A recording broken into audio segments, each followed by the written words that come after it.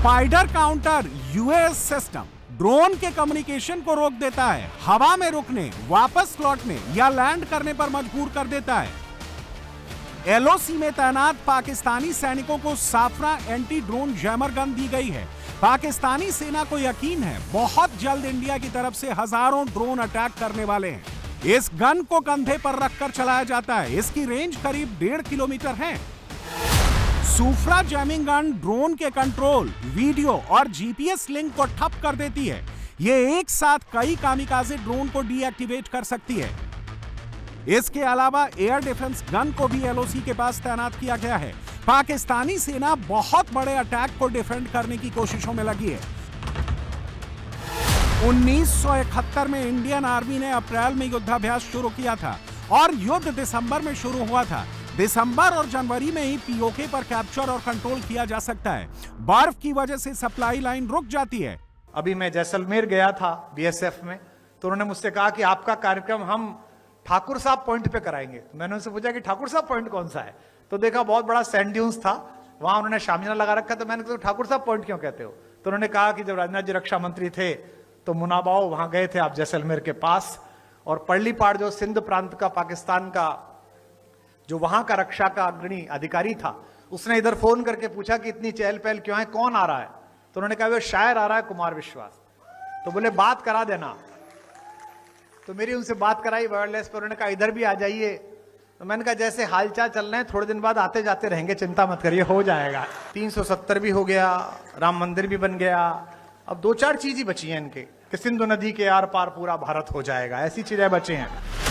Indian army इस वक्त हर बड़े ऑपरेशन के लिए तैयार है। युद्धाभ्यास पूरा हो चुका है, अब युद्ध की बारी, और एलओसी के पास इंडियन अपाचे हेलीकॉप्टर्स की गड़गड़ाहट भी तेज हो गई है, जिसकी गूंज रावलपिंडी तक सुनाई दे रही है।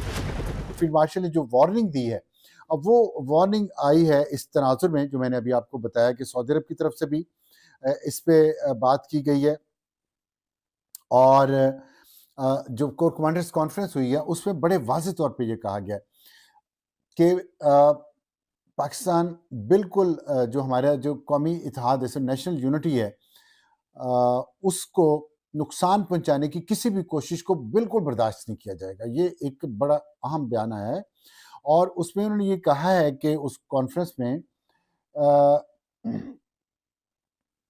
कि ये जो टेररिज्म का, क्राइम का और वेस्टेड पॉलिटिकल इंटरेस्ट हैं, इकट्ठे हैं, ये इनका एक गठजोड़ है, इसको बर्दाश्त नहीं किया जाएगा। ये बात पहले भी कही जाती है, लेकिन इस दफ़ा जो बयान है सिर्फ इसी चीज़ पे फोकस्ड है, इससे ज़्यादा किसी और मौजू पे उन्होंने छेड़ा नहीं है। पाकिस्तान में भी मौसम और माहौल दोनों बदलने लगे हैं। पाकिस्तानी संसद में आसिम मुनीर कुछ बहुत बड़ा करने का ऐलान करने वाला है। पाकिस्तान को लग रहा है कि जंग शुरू होने वाली है। सबसे पहले हम इस बात का आगाज करते हैं कि सुबह 11 बजे शहबाज शरीफ साहब के कहने में अयाज सादिक साहब ने नेशनल पार्लिमानी कमेटी जो है, नेशनल असेंबली की पार्लिमानी कमेटी बराए नेशनल सिक्योरिटी का एक इजलास तलब किया है, और इसमें एक्सपेक्ट किया जा रहा है कि पाकिस्तान की आर्मी हाईकमांड जो है, खुद पाकिस्तान के army chief general Asim Munir साहब इसमें तशरीफ ला रहे हैं।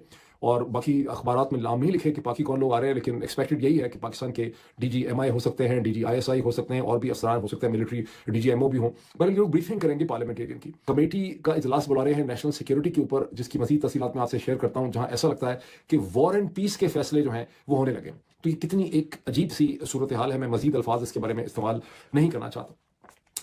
मैं ये समझता हूँ, मुझे लग रहा है, मेरा एनालिसिस ये रिवील करता है कि पाकिस्तान एक बार फिर बड़े मुश्किल दोराहे पे आके खड़ा हो गया है, और आज का दिन इस लिहाज से बहुत इंपॉर्टेंट है।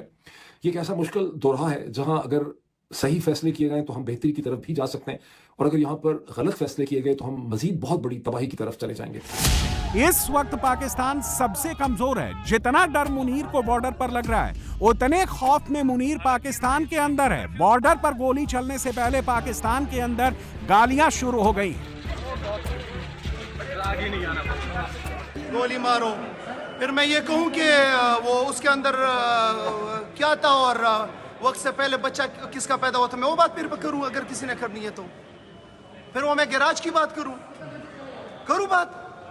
अच्छा, शर्म आनी चाहिए। क्या है? इमरान अहमद खान, इमरान अहमद खान, इमरान तेरे जान निसार, तेरे जान निसार, हम लेके रहेंगे आजादी, हम लेके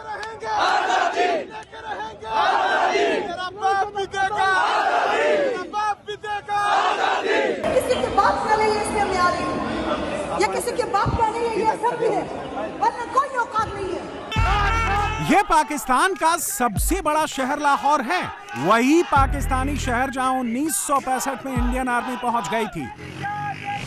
लाहौर और अमृतसर के बीच इंटरनेशनल बॉर्डर है। बॉर्डर खुला तो लाहौर में तिरंगा लहराएगा।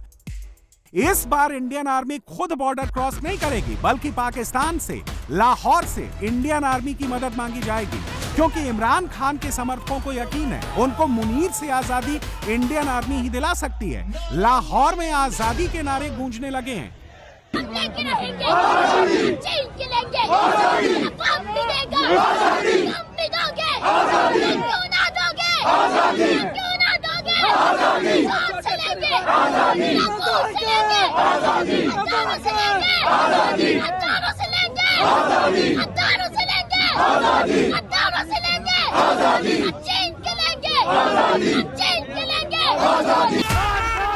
लाहौर में हजारों पठान पहुंच चुके हैं। मुनीर के खिलाफ बगावत का बिगुल फूंक दिया गया है।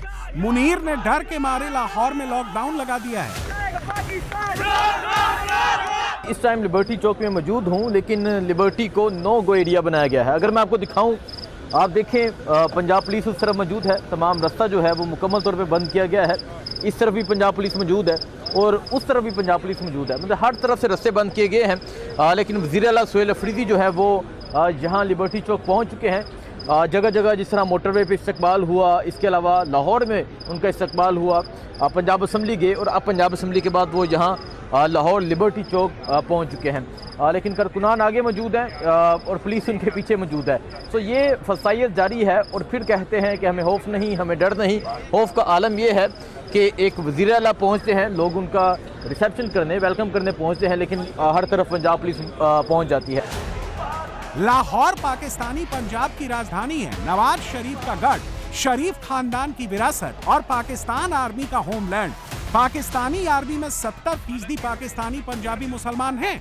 आसिम मुनीर भी यहीं का रहने वाला है और लाहौर को इमरान खान ने आंदोलन के लिए सबसे पहले चुना है। जब लाहौर निकलेगा ना इंशाल्लाह, तो फिर देखना ये जो सुहेल की जो जितना ये जुल्म करने की कोशिश कर रहे हैं और जितना ये लोगों को अरेस्ट कर रहे हैं, देखें एक दफा चीज शुरू हो जाए ना, उसको ये रोक नहीं सकेंगे इंशाल्लाह। अरेस्ट करें, ये गोलियां मारे, डरे हुए हैं। जब आप चोरी शुदा मैंडेट के साथ आप हुकूमत में आके बैठे हो, तो फिर आप जुल्म के साथ आप जीना चाहते हो, चलेगा नहीं। आप ये बिल्कुल नहीं चलेगा। और लाहौर को आप नहीं जानते, लाहौर जब खड़ा हो जाए ना, लाहौर को कोई नहीं रोक सकता। आसिम मुनीर को लगा था कि उसके सिर पर ट्रंप का हाथ है, गले में जिनपिंग का पट्टा है, भला कौन उससे टकराएगा। लेकिन उसकी गलतफहमी मई में ही हिंदुस्तान ने डंके की चोट पर दूर कर दी थी। लोग कहते हैं कि यूनाइटेड नेशंस पूछ सकता है कि हमने घर में घुस के हमला क्यों किया। पौरुष की परिभाषाएं संस्थाओं में नहीं गढ़ी जाती हैं। सीमा नहीं खिंचा करती है कागज बनी लकीरों पर, यह घटती बढ़ती रहती है वीरों की शमशीरों पर। बलबीर सिंह करुण की पंक्ति है। जिस समय एबटाबाद से तुमने चूहा पकड़ा था, जो तुम्हारे टावर्स में घुसा था, तो तुम गए थे यूनाइटेड नेशन से पूछने? नहीं गए थे। तो हमारे घर भी अगर कोई चूहा मार के जाएगा तो वो किसी भी बिल में छुपा हुआ हो, वहां जाकर उसे मारना भारत का संकल्प है। नर्क में तुम पूछना अपने बुजुर्गों से कभी भी, उनके माथे पर हमारी ठोकरों का ही बयां है।